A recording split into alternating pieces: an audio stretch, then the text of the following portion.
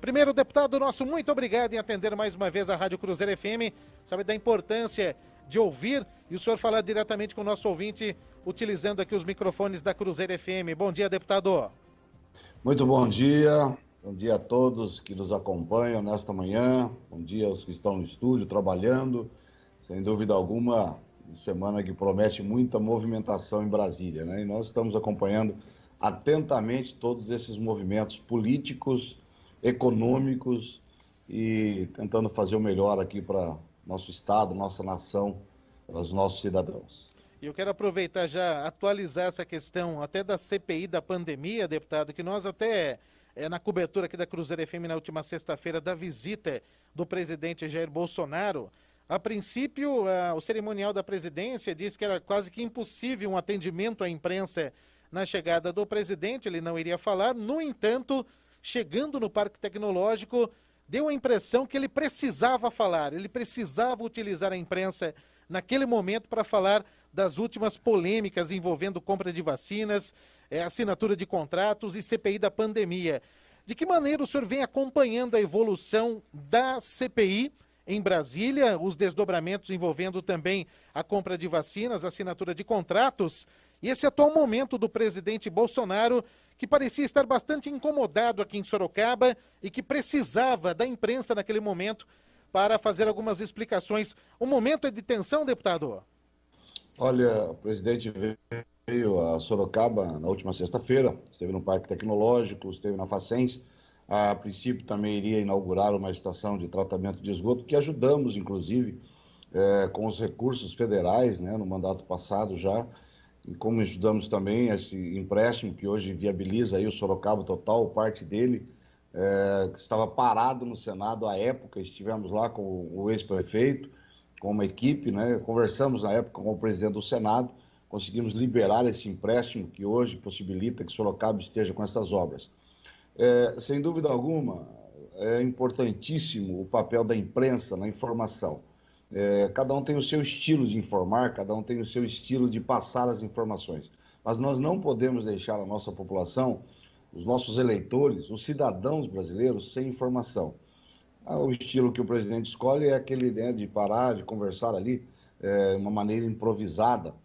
É claro que isso às vezes acarreta aquela aglomeração, acarreta uma falta de organização no sentido de transmitir as ideias e as notícias. Mas é importantíssimo o papel da imprensa, num momento como esse, né, que há questionamentos, no momento de pandemia, no momento em que se questiona os tratamentos que são oferecidos a cada cidadão, no momento em que se questiona qual é a vacina que deve ser utilizada, qual o estado que está mais avançado, no momento em que ainda estamos em meio a uma pandemia, é importantíssimo o papel da imprensa informando, trazendo ao cidadão as informações úteis e necessárias, até para acalmar o ânimo da nossa população, e dizer o que está sendo feito.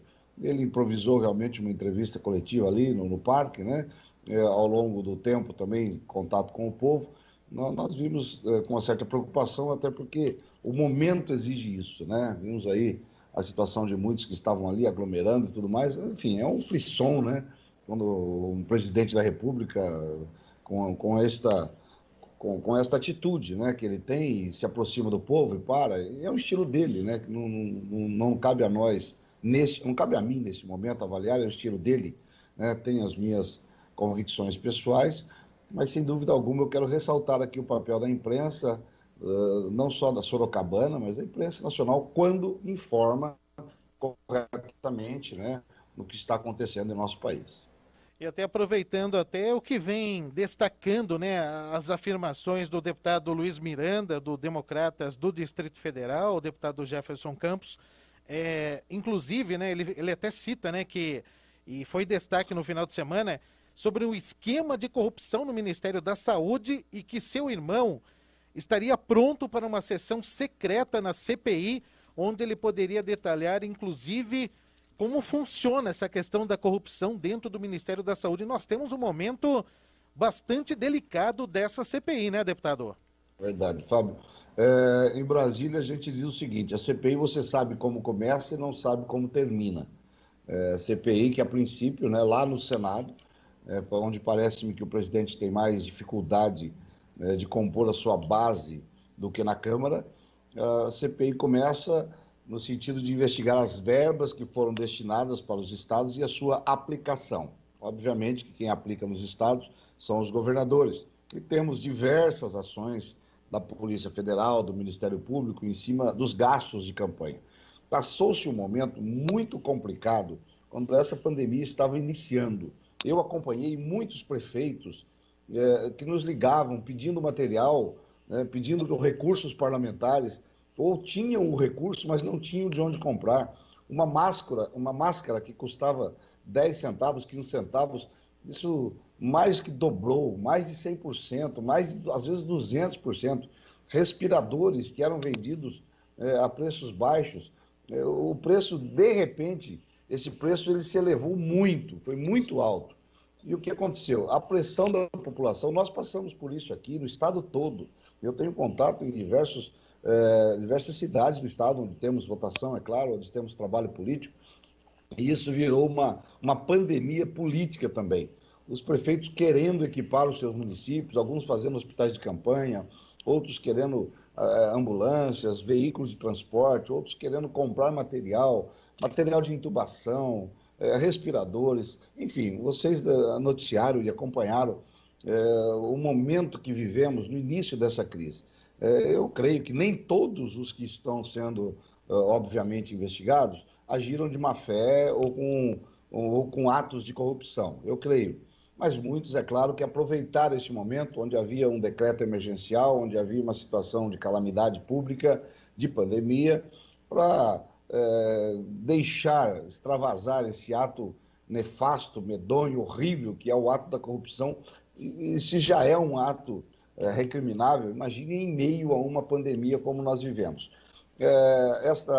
A CPI começou, então, para se investigar os recursos que foram enviados. O Supremo agora decide que os governadores não podem ser investigados pela CPI. Então, o que resta?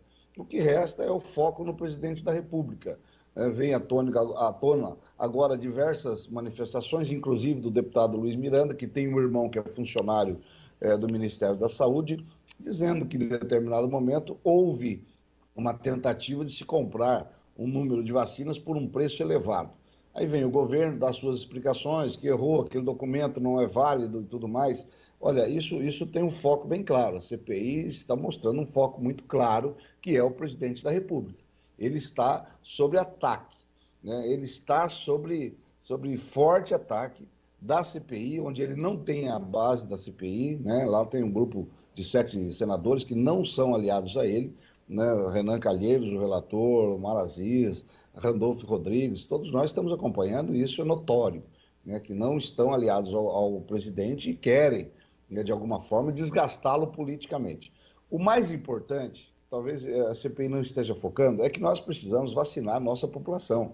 Nós estamos vendo aí que países que já completaram pelo menos 70% da sua população vacinada já começam a ter uma vida quase normal. Vemos alguns países que estão abrindo aí as suas portas para o cidadão já estar sem máscara na rua, já fazer algumas atividades, abrindo de novo os estádios, shows.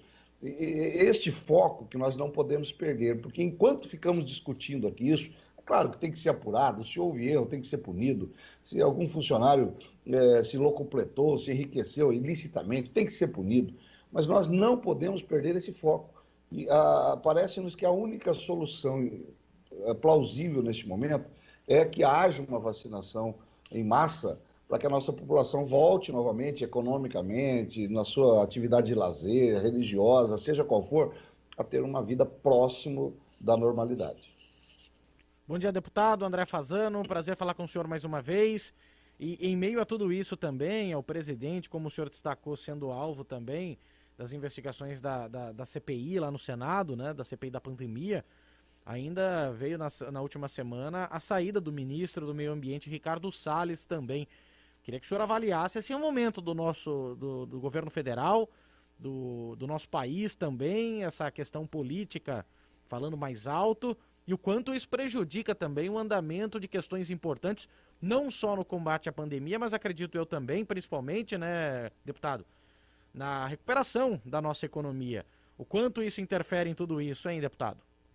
Olha, nos parece que alguns indicadores econômicos estão melhorando muito, né? A produção que está voltando, embora eu conversava na sexta-feira lá na Facens, né, com alguns empresários que estavam lá para receber o presidente, falando exatamente sobre isso. Hoje há a necessidade do consumo, mas ainda faltam os insumos. Por exemplo, a venda de carros, né, que ainda está uma fila grande, né, porque faltam as montadoras, peças que às vezes vêm de outros países e também os países estão fechados, diminuíram a sua produção. A economia está se reengrenando novamente. É necessário se tomar cuidado com a energia, pode ser que falte energia para as indústrias quando retomar novamente os 2, 3 turnos em que serão necessários para que atenda a demanda reprimida que o mercado com certeza tem. O mercado do agronegócio, onde vieram aqui os ministros, né, para exatamente estar integrando o 5G, a tecnologia do 5G com o agronegócio, é o ponto de partida. Nós tivemos na Espanha, né, no ano de 2019, participando da Feira Mundial do 5G. Então, esta preparação que hoje nós tivemos aqui, ela já começou lá atrás. Eu faço parte da Comissão de Ciência e Tecnologia da Câmara, e já faz tempo que a gente está caminhando para o 5G, que vai trazer-nos um avanço tecnológico muito grande. Mas também temos que estar preparados, porque a tecnologia 5G ela pode estar trazendo desemprego para aqueles que não forem reciclados. Nós vimos ali, o presidente operou ali uma máquina, né, agrícola, que vai, com certeza, desempregar pelo menos 3, 4, 5 pessoas, porque ela vai funcionar sem motorista, ela vai funcionar à distância, ela funciona dia e noite, o caminhão que vai encostar ali para ser carregado já não vai precisar de motorista, né, se estiver plenamente aplicada a tecnologia 5G. Então, a tecnologia é, sem dúvida alguma, um fator necessário, é um fator que nós temos que avançar mais, mas também temos que preparar aquele cidadão que realizava os trabalhos que serão realizados pela tecnologia. Ou seja, se nós não tomarmos cuidado, o desemprego aumenta. Em relação ao ministro que foi demitido, né, já não é o primeiro caso, quando se há um ruído, quando se há um barulho, num governo tão avançado como este, num governo de confronto, num governo em que está sempre pronto, né, ao bate-pronto, a confronto, seja como falou aqui, com uma entrevista à imprensa, ou seja, com um posicionamento diferente, sempre que há um confronto dessa natureza, vai sobrar para alguém. O ministro Salles, né, que é uma questão hoje mundial, é uma questão preocupante, que é o meio ambiente, onde vamos, né? Nós tomamos conhecimento desta relação do meio ambiente, e não importa a gente dizer que nós preservamos isso ou aquilo, nós temos que mostrar. Eu penso numa atitude do presidente, quando se começou aquelas queimadas, ele devia ter ido lá para o meio, monta uma barraca lá, veste uma roupa de policial no meio ambiente e vai ajudar a apagar as queimadas. Nós temos sinalizações que o homem público tem que dar de interesse, né? Não basta apenas ser, tem que se parecer também, né? Não basta apenas ser honesto, tem que parecer honesto também. Você tem sim que dar a entender que você está preocupado e, aliás, você tem que estar preocupado, porque o meio ambiente é algo que todos nós sentimos na pele. Então, às vezes, o negligenciar coisas pequenas acabam gerando fatos não respondidos, controversos, que acabam culminando como a demissão ou o pedido de demissão do ministro do Meio Ambiente. E, aliás, já tivemos outros casos também de ministros que caíram após uma pressão muito grande. O próprio Pazuello, tivemos o Mandetta, né, quando saiu. Enfim, vários ministros que já foram trocados, da comunicação, né, o Fábio Baumgarten. Tudo isso vai fazendo com que se desgaste ao pouco. E eu já disse agora e repito, né, sem dúvida alguma, quando alguém está no poder, há uma convergência de forças para que essa pessoa se explique, para que ela seja o mais transparente possível. Isso não é nem virtude, isso é necessidade do homem público. Aqueles que entram na vida pública têm que saber que vão ser cobrados do seu posicionamento, por menor que seja, são sinalizações que a nossa população acompanha. Então, é um momento delicado, né? Está sendo investigado se houve ou não facilitação na exploração de madeira, na venda de madeira ilegal. E como nós sabemos também que essas investigações são demoradas, às vezes passam de um mandato para o outro, de um governo para o outro, mas é necessário que se dê essa resposta urgente. A justiça pode demorar, é o prazo de investigação, de levantamento de dados, de conhecimento, de perícias que são necessárias, de laudos, mas a política exige resposta rápida, porque aquilo que você não responde hoje, ele pode se transformar numa grande bola de neve que vai acabar comprometendo todo um trabalho que está sendo feito. Nós estamos ao vivo com o deputado Jefferson Campos, participa aqui do Jornal da Cruzeiro, onde você também acompanha pelas nossas redes sociais, facebook.com/CruzeiroFM, youtube.com/Rádio Cruzeiro FM, faça a sua inscrição no YouTube, curta também a nossa página no Facebook, além de acompanhar, claro, também pelo nosso site oficial cruzeirofm.com.br. Eu vou fazer aqui a citação dos nossos apoiadores culturais, confirmar a hora certa também, mas temos aqui todo o segundo bloco pela frente com o deputado que participa ao vivo aqui do Jornal da Cruzeiro. Tem perguntas? Gostaria de fazer algum comentário? Aproveite o espaço 991-355532 ou 3414-1500. Já voltamos. Sequência da entrevista com o deputado Jefferson Campos aqui no Jornal da Cruzeiro. Jornal da Cruzeiro. Jornal da Cruzeiro. Jornalismo com resultado aparente.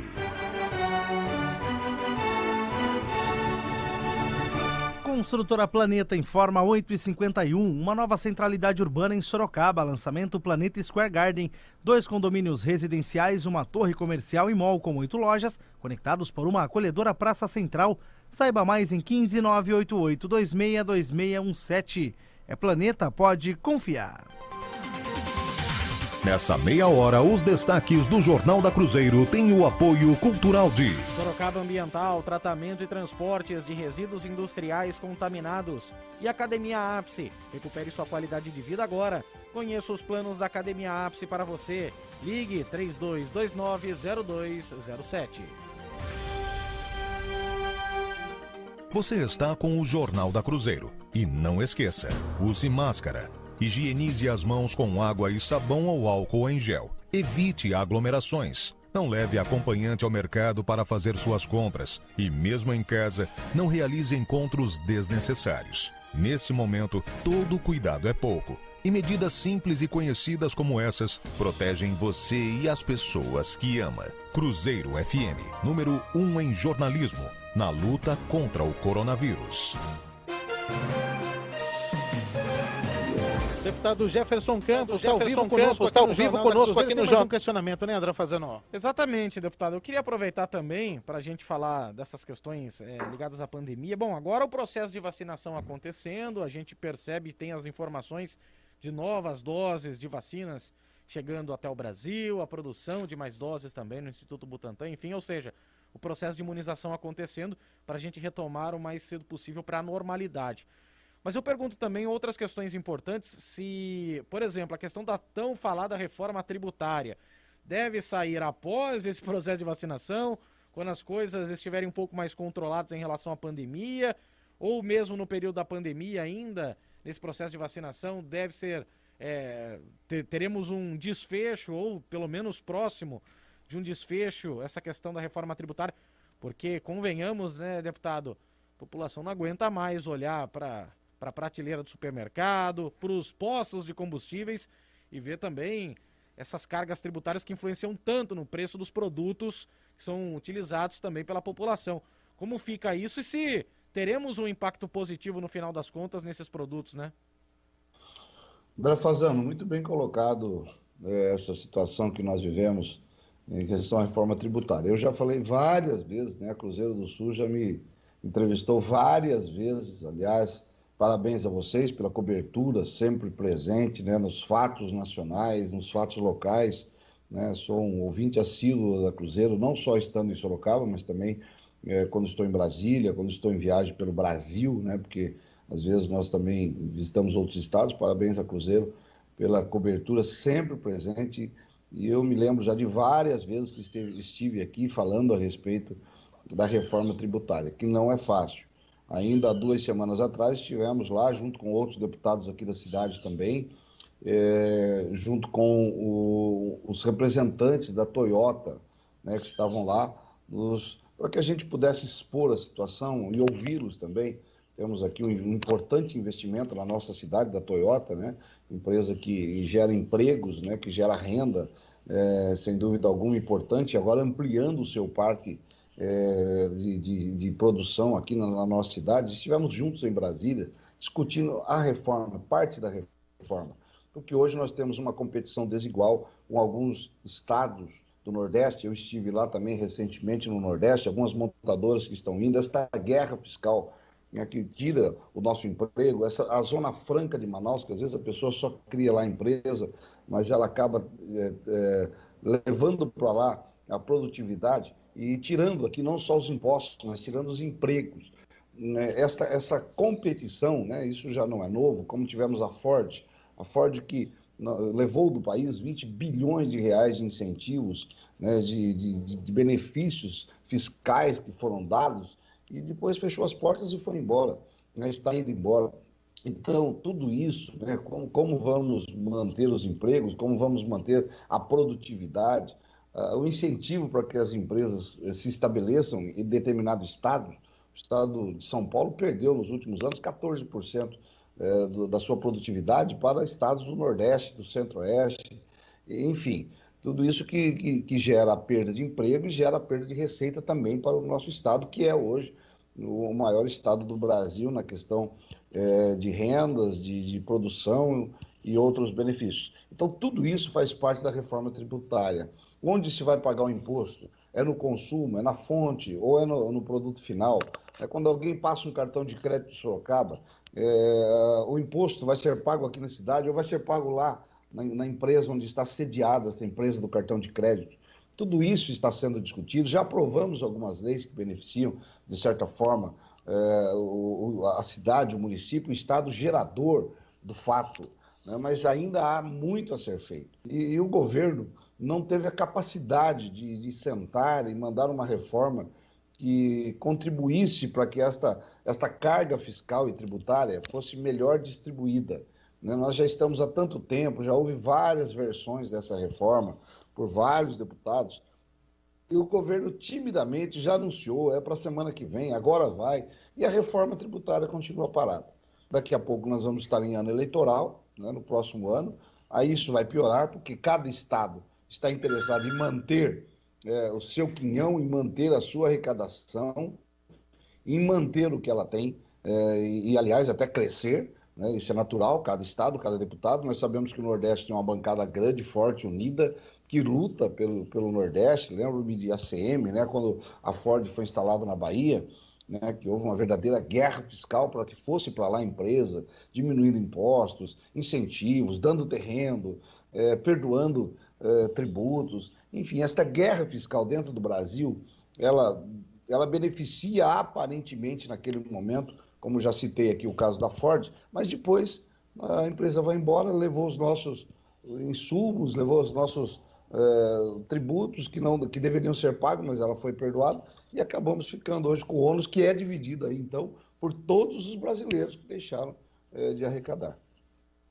O senhor até aproveito aqui esse gancho da questão do processo eleitoral, deputado, quando se fala do ex-presidente Lula, também o presidente Jair Bolsonaro, pesquisas que estão sendo divulgadas, muitas acabam indo para o lado da crítica sobre o Instituto, sobre a qualidade do trabalho que é realizado, o que se vê na rua não é o que se mostra na pesquisa, enfim, cada um coloca um ponto de vista. O deputado Jefferson Campos, como analisa esse cenário eleitoral para o ano que vem? É essa disputa que está se desenhando hoje, é o que teremos nesse processo eleitoral? São duas frentes e não há possibilidade de uma terceira via, deputado? Olha, dizem, Fábio, que pesquisa boa é aquela que sai da urna no dia da eleição, depois de apurado. Essa é a boa pesquisa. Mas é claro que os institutos hoje estão fazendo todas essas previsões. A esta época aqui, na eleição passada, o presidente Bolsonaro tinha pouco mais de 5%, 6%. Né? O grande favorito para ir para o segundo turno era o ex-governador Geraldo Alckmin, que tinha uma gama de partidos com ele, 10 partidos, o maior tempo de televisão, o maior recurso disponível. Era alguém que se projetava que estaria no segundo turno, governador do nosso estado por vários mandatos. e do outro lado, alguém da esquerda. Eu penso que o quadro não mudou, que haverá alguém da esquerda e alguém da direita, né? O que gera, assim, uma certa dúvida é porque há uma boa parte que falam do nem direita nem esquerda, gostariam de uma terceira via. Hoje não se consegue enxergar, né? Hoje todos os que têm mandato estão pagando um preço muito à conta. O momento parece hoje que haverá essa divisão entre direita e esquerda. Em havendo esta divisão, se mantendo, né, os nomes que poderiam aí talvez aparecer não estão muito, não tem uma perspectiva muito boa de crescimento. Eu não acredito que hoje as pesquisas reflitam o que vai acontecer o ano que vem. A pesquisa é uma fotografia do momento, né? Você tira, isso é igual uma nuvem, né? Você tira uma foto aqui, mas daqui a pouco pode chover, aquela nuvem pode ir embora, o sol pode voltar ou pode cair água. Então, a pesquisa hoje ela ainda é muito precoce, ainda estamos muito distantes da eleição. O que há é uma tendência. Hoje nós estamos com essa divisão brasileira clara, na de direita e esquerda. Tudo que nós postamos hoje, temos quem aplaude e tem quem critica. Tudo, né? Qualquer voto que eu dou, não há voto neutro. Todo voto que eu dou, alguns vão gostar, outros não vão, uns vão aplaudir, outros não vão. Essa radicalização, hoje o fenômeno, né, do comunicador, da internet, está se sobrepondo, às vezes, até o fenômeno do trabalho realizado. E eu vou dizer muito claro isso, né? Eu até preparei aqui alguma coisinha aqui do ano 2018 para cá, alguns dados, né?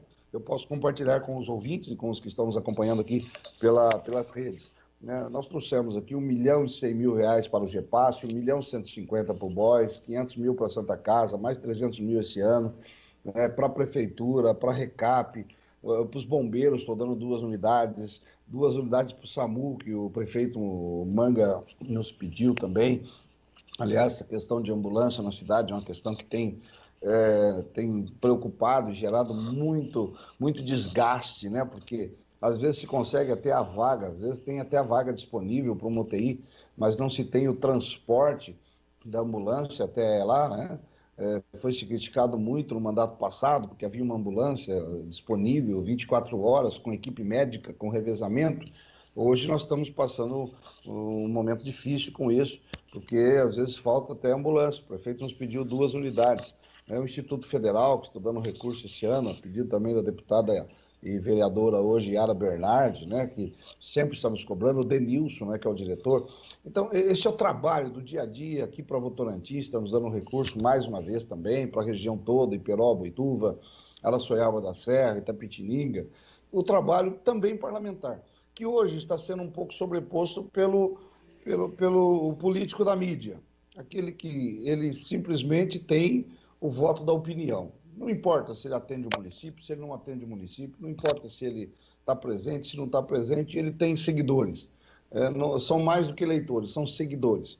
Nós que somos um tanto quanto do trabalho, do dia a dia, né? Semana passada eu andei mais de 2.000 quilômetros dentro do estado de São Paulo, fazendo reuniões, respondendo perguntas, entrevistas como essa. Estive em municípios do interior, lá de Araçatuba, da região de Rio Preto, de Franca, de Ribeirão Preto, também estamos aqui da nossa casa. Então, é um tipo diferente de fazer política, né? E na última eleição, com uma diminuição muito grande do político que faz esse trabalho para a cidade, né? Aqui mesmo na nossa cidade, tivemos deputados que com uma votação altíssima, que nunca vieram, não prestaram um trabalho aqui e às vezes acabam levando o voto, que é o voto da opinião, neste verdadeiro fla-flu que se transformou a nossa política. Paralelo a isso, a gente tenta caminhar com o trabalho, também é lógico, informando o nosso público, mas é um trabalho que depende também muito do trabalho da imprensa, de vocês que estão dia a dia informando isso, né? Porque tudo que falarmos ano que vem vai ser política, e às vezes no dia a dia a campanha é muito rápida, são 45 dias de campanha. E alguém diz, você tem que escolher bem o seu candidato. Mas como em 45 dias teremos 2.000 candidatos a deputado? Como você escolhe em 45 dias o seu candidato que não pode dar entrevista, que não pode falar em televisão, que não pode falar em rádio, à época da eleição, obviamente, né? Mas você tem que escolher bem o seu candidato, você tem que escolher bem o seu voto.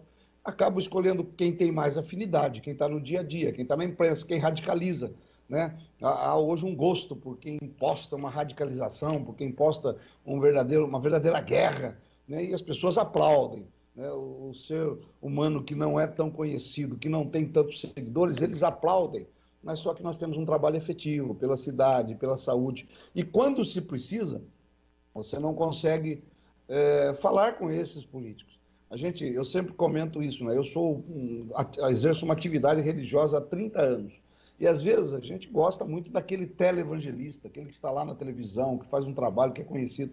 Mas quando a ovelha ali, a minha ovelha, quando a pessoa precisa de alguém, uma orientação, talvez espiritual, ele não consegue falar com aquele televangelista, com aquele pregador famoso da televisão. Quem vai sustentá-lo, quem vai atendê-lo é aquele que está ali no dia a dia. E assim também é o político. Nós estamos presentes, estamos próximos, nós andamos na cidade, estamos aqui. Ainda esse fim de semana, né, eu estive lá num trabalho lindo que o GEPASSE está fazendo, estivemos vendendo feijoada, né, para arrecadação de recursos. Fui lá, eu pessoalmente fui retirar lá no Rotary, né, trabalho muito bonito das voluntárias do GEPASSE, né, e completou agora 38 anos de vida, esse trabalho maravilhoso, que eu faço questão todo ano de ajudar. E às vezes a pessoa que vem, leva os nossos votos, não sabe da nossa realidade, não conhece as nossas instituições, não sabe do trabalho necessário, das ruas que precisamos, daquilo que atendemos, mas ele é a pessoa que fala e radicaliza e vai levar votos. E esta informação que estamos tendo aqui, esse bate-papo, essa conversa, os ouvintes que estão nos acompanhando, onde estiverem, é importante analisar isso, né? É lógico que é bonito de ver, é legal, o cara que tem milhões de seguidores, é muito bacana. Mas há o trabalho a ser prestado, há o trabalho efetivo, há aqueles que a gente conhece, aqueles que a gente cruza na rua, né? E graças a Deus a gente tem feito esse trabalho ao longo de muitos mandatos e tem sido renovado até pelo trabalho, né? Ninguém renova mandatos gratuitamente. Há um trabalho a ser feito, realizado, e nós procuramos fazer isso da melhor forma possível. Legal, deputado. Até como destaque final da nossa entrevista, o senhor é uma das principais lideranças do PSB. A gente vem entrevistando o prefeito Rodrigo Manga todas as semanas aqui. Ele tem um espaço todas as quartas, presta contas, atende a população.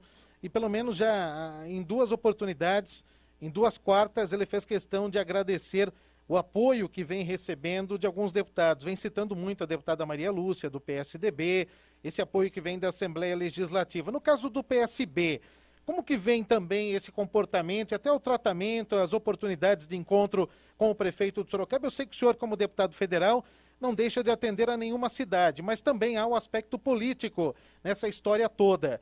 Processo eleitoral é coisa do passado quando se fala das eleições para a Prefeitura de Sorocaba. Como que fica o PSB e principalmente o deputado Jefferson acompanhando o trabalho do prefeito Rodrigo Manga? É um bom trabalho, uma boa gestão do prefeito, deputado? Olha, nós temos visto que o prefeito ele tem uma comunicação muito boa, né? É muito trabalhador, nós vemos isso claramente. Vemos que a população, boa parte dela, penso que a maioria tem acompanhado com gratidão, né? Tem gostado do trabalho do prefeito, tem aprovado, né, nas pesquisas que nós temos visto o trabalho do prefeito e no dia a dia também com quem conversamos. É claro que no processo eleitoral existe um desgaste, existem algumas críticas que você faz que depois você vai ver que não é bem aquilo, né? A expectativa de poder é uma coisa, o poder em si exercido é outra. E o prefeito, logicamente, que tem que ter a humildade de realizar o melhor para a sua gestão, para a sua população, ainda que ele tenha criticado na gestão anterior. Espero que o prefeito continue com o bom trabalho que ele está realizando, esforçado. Estivemos juntos essa semana em 2 ocasiões, no Parque Tecnológico, estivemos juntos também, né, o ministro o João Roma, da Cidadania, esteve no Parque Tecnológico na questão das drogas, que é um trabalho prioritário do prefeito. Depois estivemos juntos com o presidente Bolsonaro, enfim, por vários momentos, né? Ele solicitou recursos federais para mim, no caso específico, né, recursos para mobilidade aqui de pacientes através de ambulâncias. Estamos dando esse recurso. Nosso trabalho é de uma boa convivência. Talvez eu não seja do staff inicial do prefeito, né? Ele deve ter seus candidatos para o próximo ano, talvez lançando alguém próximo dele ou apoiando outros do partido dele. E isso é natural, né? Não temos nada contra. Eu torço, eu trabalho para que o prefeito vá bem, para que os vereadores vão bem, temos uma Câmara consciente, para que os recursos sejam bem utilizados, né? Embora talvez eu não seja o candidato de preferência dele, mas eu desejo fazer também o meu trabalho da melhor forma possível e torcendo para que vá bem. Eu não torço contra nenhuma autoridade, porque eu creio que a autoridade foi instituída, foi escolhida pelo povo, mas foi instituída por Deus.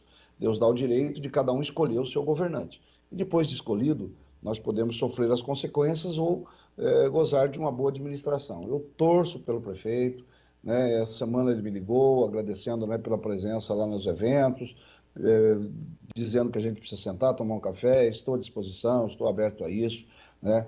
Ele, com certeza, vai fazer um bom trabalho, precisando em Brasília também estamos à disposição, sempre que vai a Brasília, ele, toda a sua equipe, pessoal aí da captação de recursos, enfim, nós estamos aqui torcendo, estamos vendo que Sorocaba tem aprovado inicialmente esse trabalho que ele realiza, e vamos torcer para que ele vá bem, porque ele indo bem, a nossa população vai bem.